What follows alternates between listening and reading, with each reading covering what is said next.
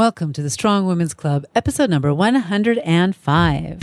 This is the Strong Women's Club, where successful women share their behind-the-scenes stories of how they got to where they are today. Join us. Hi, everybody. This is Edie Berg. Thank you for joining me here on the show today.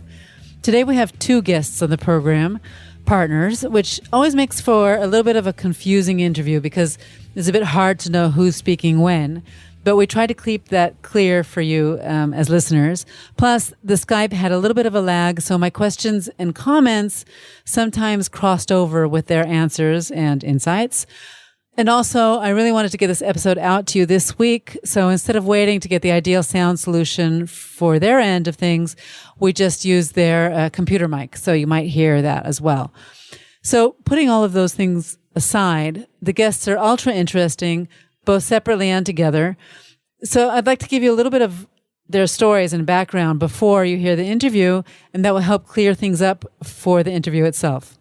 Today I talked to Jane Randall and Robbie Karp, and they're in New Jersey. And they met while they were working at Lee's Claiborne, which is now Kate Spade, and they worked there for 22 years. Each worked there 22 years.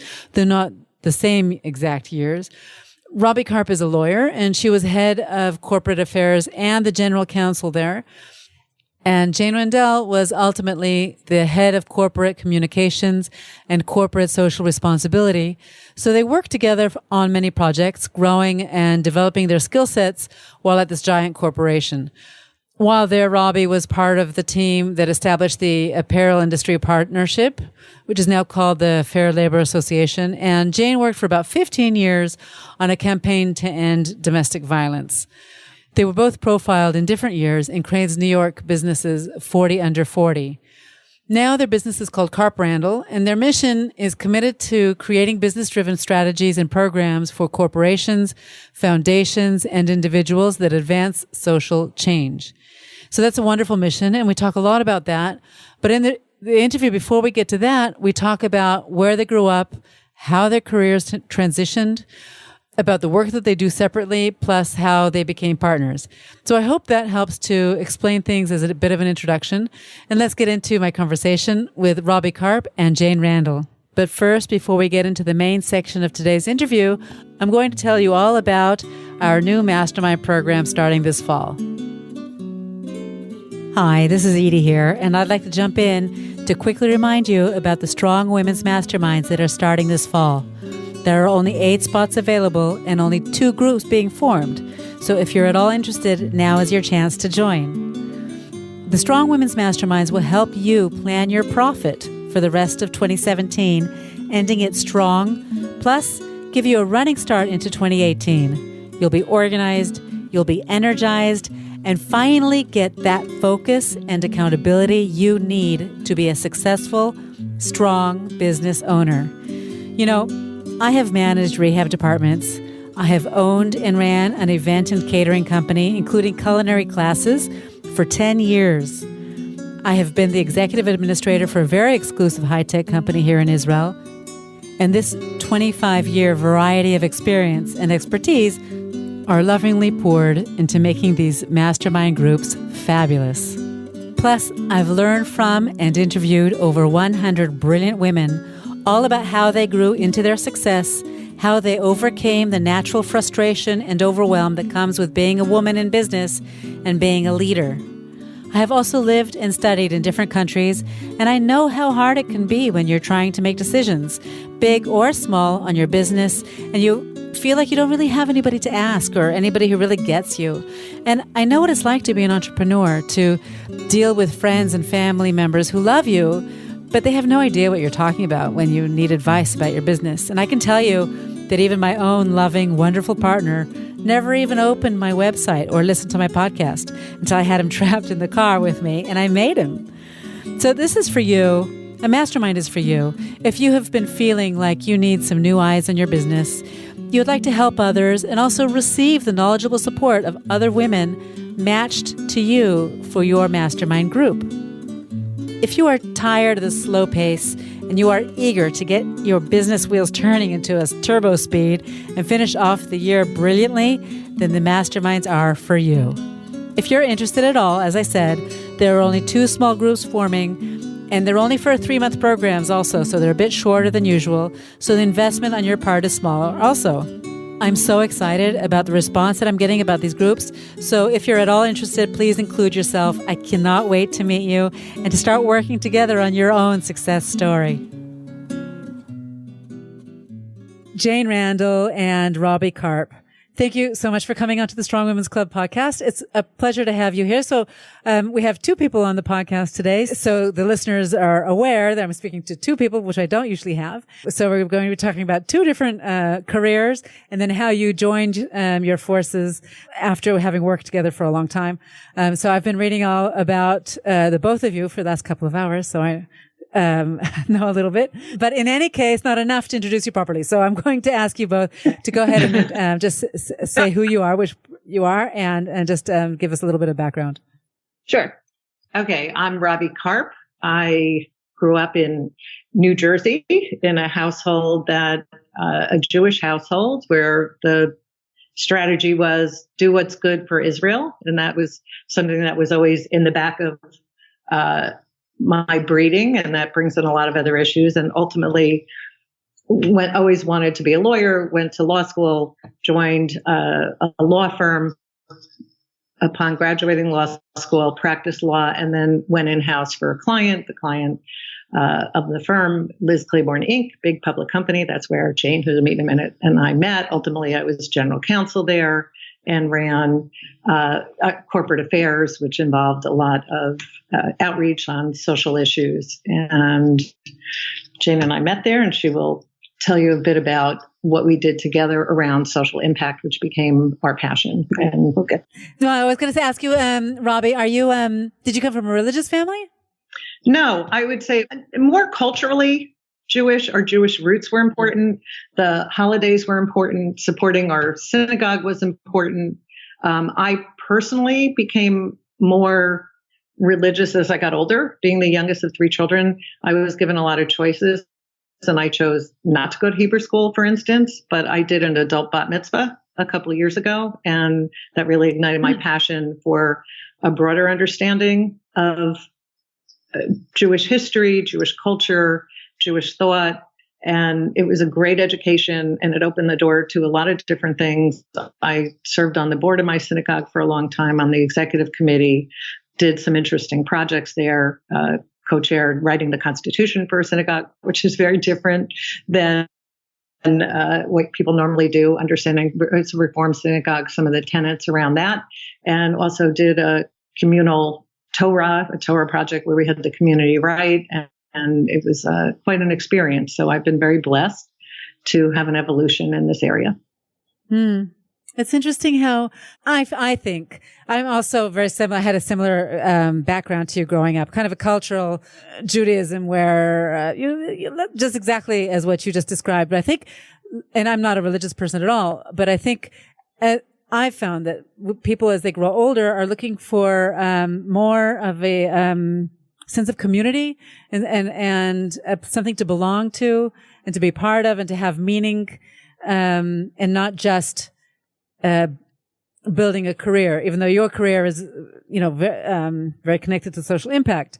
So that's kind of an exception to the rule. But that kind of a belonging to a community becomes very important. It became very important. That's not why I decided to study formally. It was after my children, who are older, they're bar and bat mitzvahs, and I saw how their minds expanded because I did a little studying with them, and I thought, I did miss this. And if I find time to do it, I will. And so I stopped working for a brief period of time, and that was what was meaningful in my life. And I did find the community. It was a very diverse group. It happened to be 15 women for our B'nai Mitzvah. We studied for 2 years. Everybody came from different places, from people from countries where they couldn't be raised outwardly Jewish, could not have had a bat mitzvah, from people who were from Orthodox backgrounds, who could not as women. And so that community actually became fascinating. And it was one of the most special experiences that I've had and continue to have in my relationship with our rabbis, there and the discussions and how I look at the world. I used to, kind of smirk when they said everything comes down to the Bible and the Torah. And I thought, oh, of course it doesn't. But then you study it and you see, for instance, a scapegoat, right? That comes from the Torah. So I find that fun and interesting. I don't study as much as I'd like, but it has changed me and my perspective on things. It's wonderful. We can learn something new that's surprising, right? You couldn't have guessed that you would have even want to study that. Very interesting. Yeah. So, Jane, let's meet you a little bit also. Sure. My name is Jane Randall. I grew up on Long Island. Robbie and I are actually both the youngest of three girls, which is just one of the many similarities between us. My family, too, was not observant other than we never belonged to temple or synagogue. I actually joined a youth group, but it was a more social thing. But we did celebrate the holidays, and so that was all about family. So I am always call myself culturally Jewish. I married a non-Jew, but understanding that we would raise our kids Jewish. And what was funny is I think my dad was raised more Orthodox, my mom less so. My keep kosher, and I think we her silverware every time we went to our house. And so I think part of our not going to temple, et cetera, was, his choice, right? A kind of a rebellion for what he grew up with. But interestingly, so I have two older sisters. My middle sister had children first, and she married a Jewish man and had decided, to raise her kids Jewish, well, obviously, but to join a synagogue, et cetera. And my parents were fine. I had boys, and the minute they knew I was having a son, and the minute he was born, it was all about the bris. And, we had a formal bris, and it became a very important thing. And it was just interesting to me, right? So here were these people that these ceremonies, none of us were bat mitzvah. My sisters went to Sunday school. I didn't go anywhere because my mother didn't have anyone to carpool with. And yet suddenly the bris became very important. So that was interesting. But I had always decided to raise my kids Jewish, and my husband, who I like to call an agnostic atheist, was fine with that and helpful and wonderful about it. So I have three boys. They've all been through Hebrew school and all were bar mitzvahed. And it was an interesting experience for me because the temple I joined where I live is the first temple I ever belonged to. I had never been part of a temple community before. And I'm still, however many years in and involved, not 100% comfortable. I mean, I go every week when my rabbi, who's young, he's about my age, does a Torah study, and it's all about, he really brings in current events, and it's not a deep, Talmudic discussion. It's a very interesting conversation. And I'm probably one of the youngest people in the room. And that's saying something. I was going to say. Yeah, no, I'm not that young anymore. Really? And hey. I'm older, I can say that. And but it's still all interesting. And I actually had a whole discussion with my husband. This is more than you've asked for, but I had a whole discussion with my husband recently about, if I were to move or whatever, that's where I would go first, right? It was to find a synagogue. Right. And I think to your point, Edie, it's about looking for community. You may not end up finding your best friends there if you move somewhere new, but at least you have a place to ground you. And so I just think that's an interesting thing. It's very interesting, the cultural section of the cultural part of being Jewish. Whereas in Israel, I moved to Israel so that I wouldn't have to go to temple. Right. So I can live a 100% secular lifestyle. Go ahead. Sorry, I stopped you in the middle. That's funny.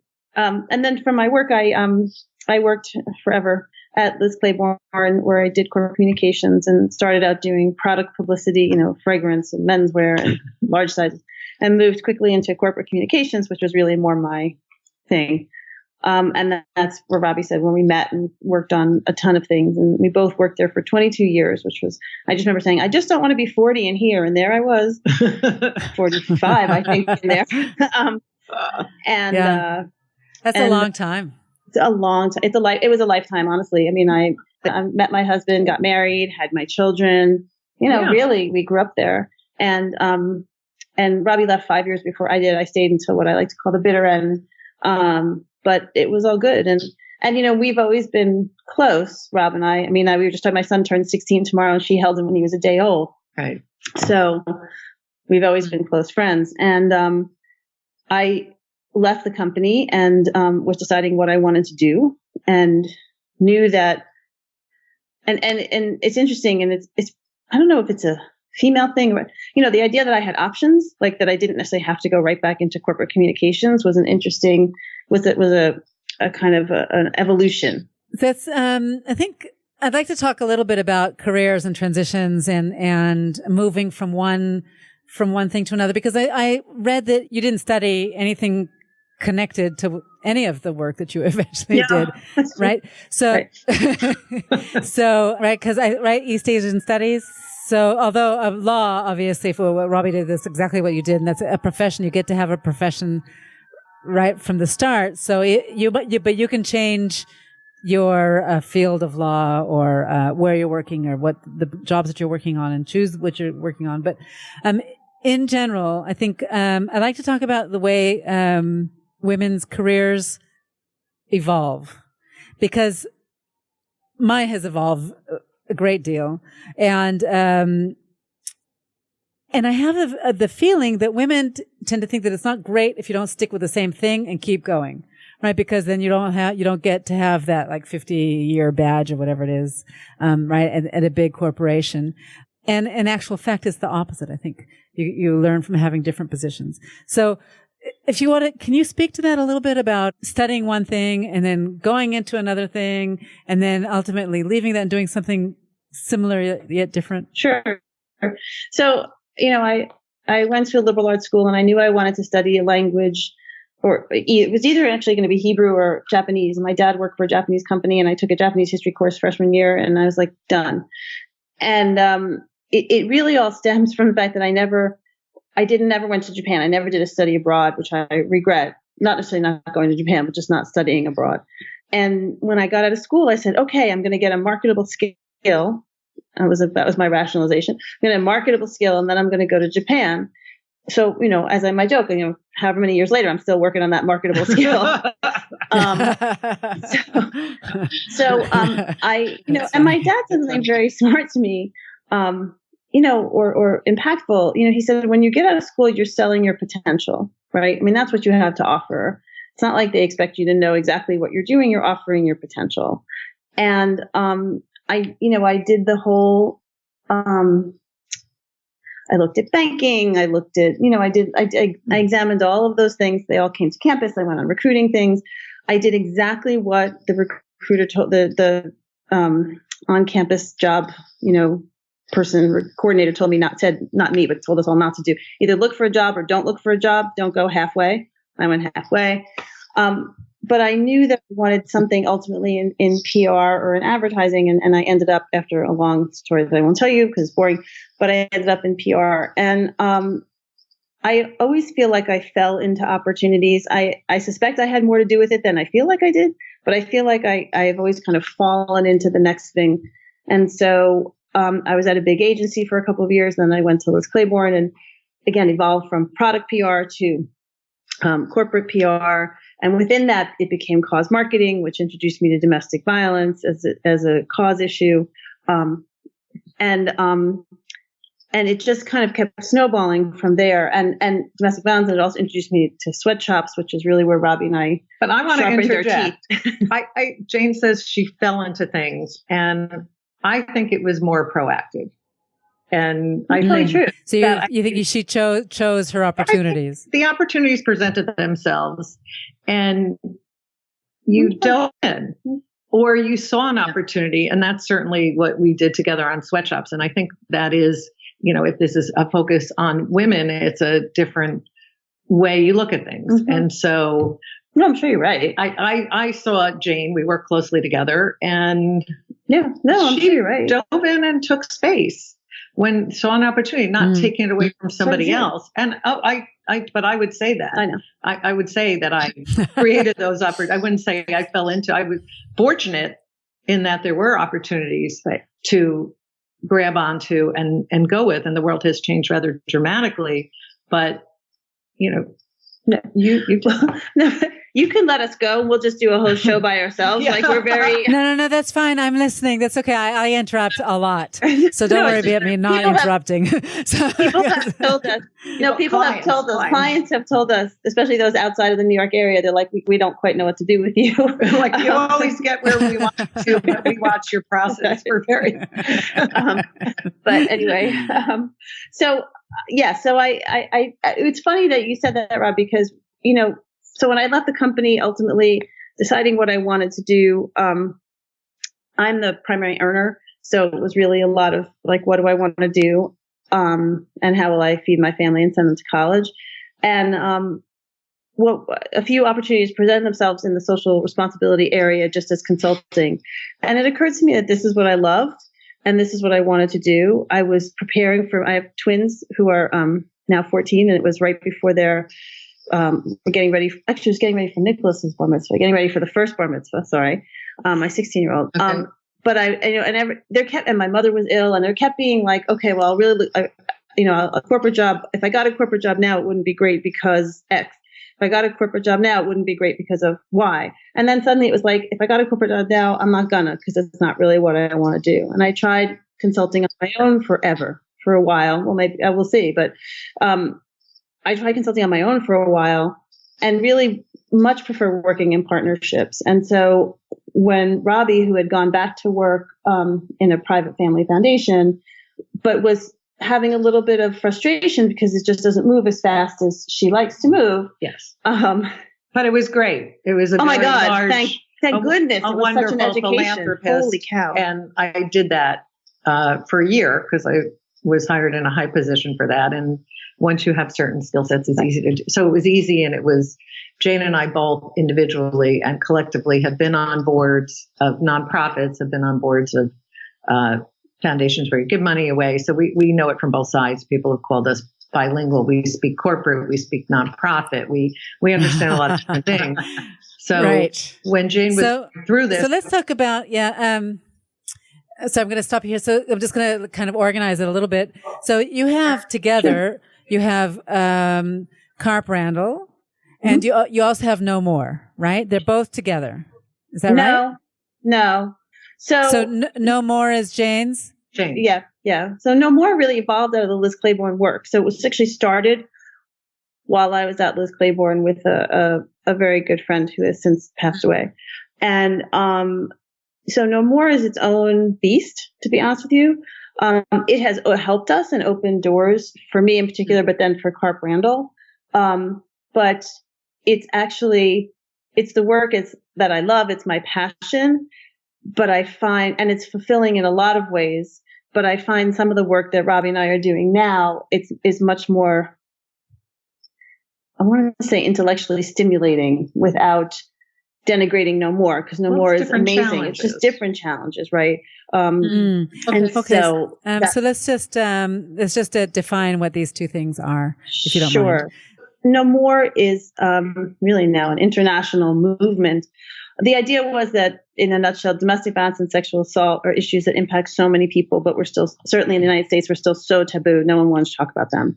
And so the question before my friend Anne and myself was, how do we put this issue in a place? How do we market this issue and make it in such a place that people will talk about it? Because that's one of the first steps to eradicating it. And so with all the experience we had around the program at Liz Claiborne that we worked on, we said we need to create basically what is our pink ribbon or our recycling symbol in the United States, like something that everyone knows and associates with domestic violence and sexual assault, but is open to whomever wants to use it, whether you're a large national nonprofit or a very small grassroots organization. And we worked with the field, the domestic violence, sexual assault field, et cetera. And that's how No More was born.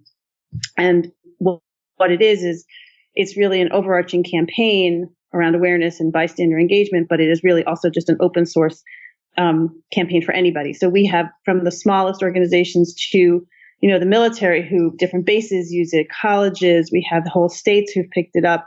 We have the UK says No More, Ecuador says No More. It's people who were looking for something to rally around on these issues. It's there for them. They can take the campaign and make it what they want. We don't have anything to do with it other than to, sometimes provide some technical assistance. And we, meanwhile, are working to continue to push out the No More message, certainly in the United States, and support, not monetarily, but support, again, with assistance and advice and materials, organizations. So that's really what No More is. And okay. The passion. So No More. So just to, so you have a very recognizable brand, right? A symbol. It's like this big donut, right? It says No More, and it's very, very recognizable. Anybody who sees it will automatically know, like, hashtag No More. We're talking about no more domestic violence. We're not and everything in relation to that. And what you say is very important when you talk about this open source kind of branding campaign, where that you don't really take ownership over it. You're just bringing awareness to the world and hoping that it will promote discussion, and hoping it will promote education, and you're providing educational tools and things that people, right?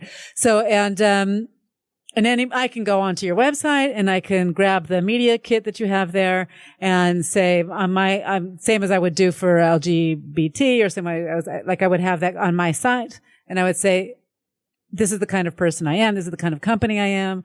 And we're willing to talk about it. We're willing to help other people, or people who need help.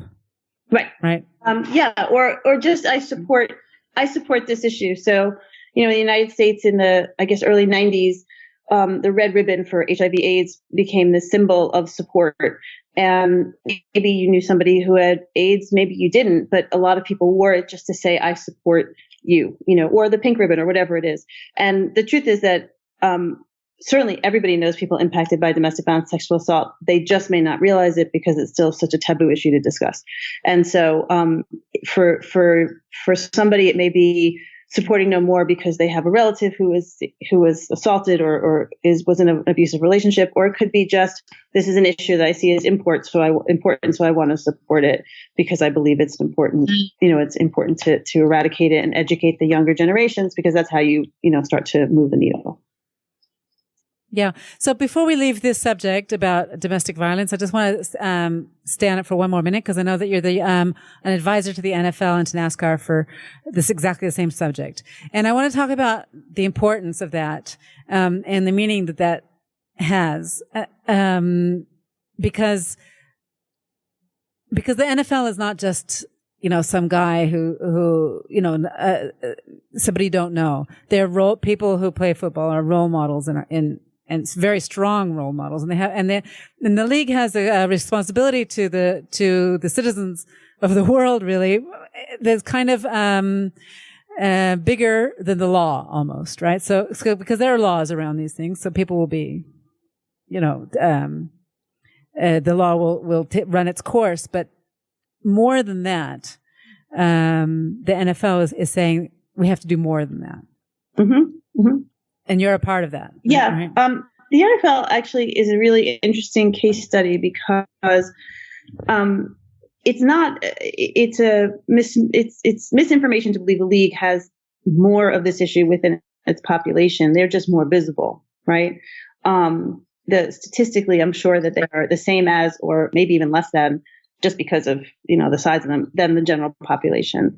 I'm not defending them. I'm just saying that's probably the case. The league did a terrible, terrible job dealing with this issue when it came up so overtly and so obviously to the public. And and it's a really hard issue generally. I'm obviously not going to go into it. Once you really understand the issue, there's never a black and white, even though it feels like there is, it's never as black and white as it seems. Other than to say nobody should be abused in their relationship and everybody deserves to be safe. Like, that goes without saying. And so, the league has done a lot. They educate their entire population of 6,000 people, from players and coaches to staff and cheerleaders, every year in an hour-long session on domestic violence, sexual assault. We added DUI, we added firearm safety, this year focusing on healthy manhood and using the platform to do good. I actually am one of the people that helps to create the education every year with the other advisors and the team at the NFL. They do a lot externally as well. They just don't necessarily do it loudly. The first couple of years they did a lot of PSAs, used the No More PSAs, did a Super Bowl ad, but they still also do a lot of work in the community around early childhood education on these issues, character development within the sports world. And there's still a long way to go within the league and elsewhere. And the truth is that the truth is that sports is such an important platform for these kinds of messages because you reach so many people. So whether it's the NFL or Major League Baseball or soccer or NASCAR, getting sports to speak broadly about these issues and openly about these issues is a really important thing because people do look at them as role models. And it reaches a very hard to get audience, which is men and youth. And so, and I do believe the sports world recognizes that, and they're getting there. But all of this stuff, culture change is hard and it's slow. And we see that even around, if you look at the refugee issue, right? It's all culture change. Unfortunately, in the U.S., our culture is changing for the negative right now. But I believe it will swing back around because that's who we are. So as a country, and I just hope that no one forgets that. Yeah. So let's move on over to the refugee issue that you touched on and the work that you're doing and hoping to do even more with around that. Maybe Robbie wants to answer that. Sure. Yeah, Okay. Definitely. What started out in the Obama administration as a call to action on the refugee crisis, there were so many displaced people around the world. It's something that most people should be able to relate to, and particularly people, with World War II, what happened then. This is just a tremendous crisis that created a call to action, which President Obama started and housed in the State Department. So Jane and I, through a series of people who we met, ultimately decided that we should help discuss how you can have a call to action for private companies helping in this area. And we, in fact, did that and spoke to the State Department when they were forming this. Now, we took what's called the Pledge to Action, which is we're using our networks to try to have companies join this pledge, which is helping refugees in employment or education enablement, which is, how do you live? How do you get supplies? So we speak to all our contacts. If they're a company that maybe can do any of those things, it's now run under the Tent Foundation, which was founded by the leader of Chobani, a refugee himself. And so there are, you can go on the website of the Tent Foundation Partnership for Refugees if people are interested. And so we continue to want more people to join. It's sometimes politically difficult, even though it's no longer a government initiative, although it was born out of a government initiative. It's challenging. But having just been on a trip with my synagogue to Greece to visit refugee villages, not necessarily camps, and speak to refugees, these are people like us. These are people, we, at least in the United States, all came from immigrant families, many displaced for different reasons. And the remarkable thing, it was nerve-wracking almost to go because you know how dire the situation is.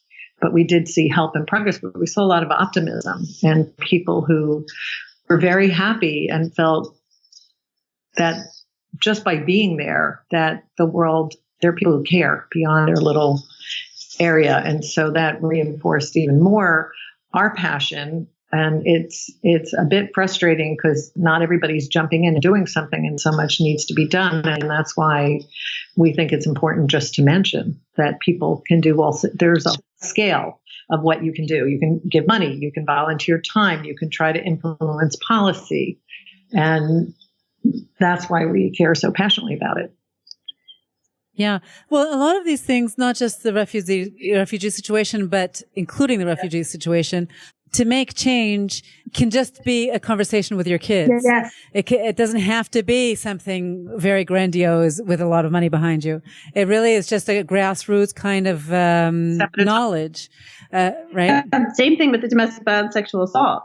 It's really about having open conversations. And that's a formula for a lot of different issues. And, certainly that brings into the whole conversation, the idea of privilege and how do you get into those conversations with your kids. And I actually, and this sounds like such a superstar move, but it's not. I have my twins who are 14 didn't stay at camp the whole summer, so they're home. And my synagogue has adopted 2 or 3 refugee families, and we've, helped set them up in homes, et cetera. But, and there's a bunch in another town. And so they've created, not through the synagogue, through the library, they created a program that was bringing kind of the kids from our towns, teens from our towns together with the refugee teens to just do some projects and meet, whatever. And my kids did one, and I signed them up, unbeknownst to them, because I needed them to not sit in their room on their computers the entire day. Right. And so I signed them up, and they went to the first, they went to the first one. And then unfortunately, the other one they could do was tomorrow, and it got canceled, which was really a bummer for me, because those things get easier the more you do them, right? And so I think the first time they all kind of kept to themselves a little bit. And I think had they gone back in a more consistent way, there would have been more interaction. And I think, honestly, I think they're disappointed. I think they had a good time. And this will stay with them until older too, maybe be in a position of influence. You just can't, you don't know where that change is going to happen from. Right. And it can happen. It's a good age, though. It's a good age to get kids together from all around the world to make friendships. And, for kids, maybe it's obvious to them one's a refugee and one isn't. I'm sure it is obvious to them. But when they go to school together and they do sports together, or they might, one will help the other. It's not always just a one direction kind of a thing. Yep. Right. Absolutely true. Yeah. So. Okay. So, let's talk about Carp Randall. Okay. If you don't mind. So we mentioned that. Right? Yeah. No, we love talking about Carp Randall. We can talk about ourselves so long. So, Robbie was working in this other place, and I was in the foundation and learning so much. And I was doing this consulting and trying to do it on my own. And as I said, I really like to work with somebody better. And so we were having breakfast one morning, and she was just expressing some frustration at, just again, nonprofit world can be slow. Foundation world can be slower than the corporation we came from. And she was expressing frustration. I literally said, why the F are you banging your head against the wall? We should just do something together. And I honestly, it was kind of a throwaway. It was kind of kidding. But she took it, she grabbed it. I did. And I'm like, holy crap, we have to do this. And we did. And she, you quit your job a week later. I quit my job a week later. We had a little offsite to talk, and we consult for them, a little bit on that. So What happened is, we do have complementary skills. Right. So it's not just that we're friends. Now we're actually, it's like a second marriage. Oh my God, we are so married. We are so married. You think you know somebody, and then you become partners. You really know them. Yeah. So occasionally Jane says, "I was kidding" when I said this was your idea. But so we do have fun, but we do have complementary skills, and really learned we think differently. Mm-hmm. So we together, Jane mentioned earlier, around sweatshops. So our company, Liz Laybourne Global Fashion Company, was making products all around the world. And there was before there was an incident putting us in the press, I had, speaking about going, as I was young then, it was a long time ago, wrote a code of conduct based on international law conventions. That's something that only Levi's had done and very few. And I said, I think we should do it. And I wrote it, and I got it signed off by people, the CEO, the board, and started going to meetings on social impact. It was called corporate social responsibility then, and learning. And so Jane and I became partners around that. And we have the biggest program was a major collaboration. And that's really what inspired our thinking, where we come together is we don't believe in recreating the wheel.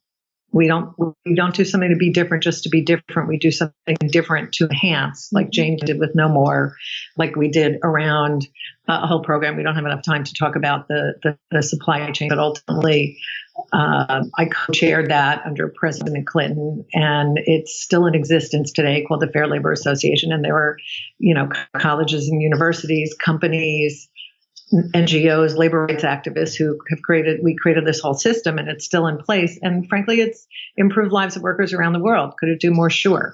But Jane and I did that together. And now we've done that on smaller scales with other things. And when we're with clients, we talk about the opportunities if they wanted to do social responsibility, how they can do it. They can do something massive and be part of a bigger thing, or they could write a check. And so like we were talking about before on refugees, you don't know what the catalyst is going to be in the connection. And so we're agnostic about how it can be. We listen a lot in our business. We're both good listeners, and we ask a lot of questions to try to get to the heart of things and guide people to what they want. And that's why we love our business, because there is change happening and it's an exciting time. We are constantly reading and talking, and we don't sleep a lot. That's one of our taglines to ourselves, Carp Randall, we don't sleep, because it will be 4:00 in the morning where you don't sleep either based on that. So that's our business. And it's been through networks. It's not like we advertise. We, it's word meet of mouth, people, right? Word of mouth, we go, and it's 2 years and it's been an upward trajectory, and we're in a very exciting place now. And honestly, for you, since you're talking to, but one thing though that I think is really relevant to your listeners is that I think people tell us that we're living the dream. And like, I can't tell you how many women, and I'm 50, Robbie's only a little bit older than that. And almost a decade older. Thank you. Just a little. And there are so many women who are who are in corporate positions who are just completely envious of what we're doing. And I think it's the having time, right? Because we can make our schedule to some degree, but to some degree, we have to work with our clients. But, if you've ever worked in a corporation and then you haven't, you wonder how you got anything done at home when you were working, because suddenly your whole day is full of stuff that has to be done. But I don't exactly know how I did it before. I mean, I have a friend who retired at 67 and said the same thing. But women in particular, no men actually, women in particular, no, a few men, but most women are just, they say we're living the dream, and we say we're building the dream, right? Because it's actually a lot of It's a lot of work. It's a lot of work, but we can do it at 5:30 in the morning. Right. We could do it at 10 o'clock at night, when we can. And for it's funny, I watched my dad, as I said, I'm the youngest of three, and I'm 5 years younger than my middle sister. And I watched my dad reach the point in his life where, as someone explained to me, he realized he wasn't going to do any more, right? Like this was like where this was the height of where he was going to be. And I think he was always, he was an amazing provider, an amazing dad. I think he was always a little bit disappointed that he didn't do, he came out on the GI Bill and he did he went into textiles and worked in that industry for 50 years. I think he would have liked to be an attorney. I don't think that was just not open to him at the time for whatever reason. And I watched him kind of struggle with that. And so then comes my turn, and my sister, I'm very close with my sisters, and they're very protective. And one of them was, concerned for my family because I'm the provider. And I just said to her, I said, if I don't do this now, when am I going to do it? And I don't want to regret that I didn't try it. And so I'm very mindful of that and wondering, and when is enough? But it's only been 2 years. People say it takes X number of years to build a business. And, so far it's been going up and we've been good. So I think it's, I do think the lesson is to take the leap for both of us when you can. If you can. And know when if you can, because otherwise it may not come around again. Right. It's very individual. Some people want to do new things, other people don't. And we have always evolved, even though we're at the same company for so long, right. Our positions within the company changed so much. Changed dramatically, but because we made them change. And that was great. So it seems old fashioned to be at one company for that long, but it was actually fabulous. So I want to, before we end, I want to talk a little bit about the nitty gritty of starting a company like Carp Randall and what it actually means. So how you get your clients, just not like nitty gritty down to how many employees you have. Do you have to, you said you don't do any marketing, but I'm sure not all of the clients are coming to you. Some of them you probably reach out to. And once you're there, this is kind of cause marketing as well, right? What you're doing for the companies. I don't know if that's the right term or not. No, it really varies, honestly. And that's what we wanted. if we could, I always say, if I could get paid to do what we've been doing, which is just to go and meet and talk to people, not do any work, just talk to people and meet them. I would like that. Nice it's too. been very interesting. I mean, how do you go? It's all been through referral, using our networks, which are very different but complementary. And how do you do it? You literally have lunch and meeting and call after call after call. And I think you're looking at the employees. It's just us. When we get to a point, and if we've had to once or twice, we've kind of brought somebody in on a project because we needed their expertise or we needed an extra arm or leg. But mostly it's us, which is what we want. We don't want employees. We don't want the administrative part of what we do is time consuming enough. And if you have employees, that's a whole new level. So again, we'll bring in arms and legs as needed. We're part of the gig economy. And it's really just a matter of talking and finding. And what we have found is what I found when I was looking for a job 30 years ago. People are very kind. They want to help you. You meet with them and they offer, here's the next person you should meet with. And that's really how it works. And I think one of the hardest things for both of us is you have to, we worked someplace for 20 years. So when a project ends, we're like, wait, what? you don't want to be what are you talking about? And also getting used to being a consultant and not being involved in every decision, which as control freaks we want to be. But sometimes there's a nice side of that too. Oh yeah.